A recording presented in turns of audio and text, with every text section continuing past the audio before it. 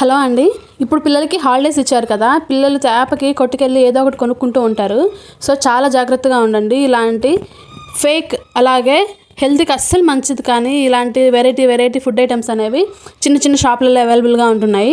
ముఖ్యంగా పల్లెటూర్లలో చిన్న చిన్న బంకులలో అలాగే చిన్న చిన్న షాపులలో వీటిని విరివిగా అమ్ముతున్నారు. మా పిల్లలు చూడండి, దాన్ని నేను తీసుకున్నానని చెప్పి ఏడుస్తున్నాడు. సో అస్సలు మంచిది కాదు. దీంట్లో వేసే కలర్స్ కానీ ఇవన్నీ కూడా అన్హెల్దీ, అలాగే క్యాన్సర్ రావడానికి ఎక్కువ ఛాన్సెస్ ఉన్నాయి. ఇలాంటి ఫుడ్ అనేది పిల్లలకి గొంతులు ఇరుక్కుపోవడం ఇలాంటివి జరుగుతూ ఉంటుంది. సో ఈ హాలిడేస్లో మాత్రము పిల్లలు ఏం తింటున్నారు ఏంటి అనేది కొంచెం జాగ్రత్తగా ఒక కన్నేసి ఉంచండి. లేకపోతే మనము ఏదో ఒక మూల్యం చెల్లించక తప్పదనమాట. సో కుదిరితే ఇంట్లో చేసిన పెట్టండి, లేకపోతే మన ట్రెడిషనల్ వంటలు షాప్లో అయినా పెట్టచ్చు. సో నచ్చితే లైక్ అండ్ సబ్స్క్రైబ్. సో పిల్లలు వాటి కలర్ చూసి టెక్స్చర్ చూసి టెంప్ట్ అయిపోతుంటారు.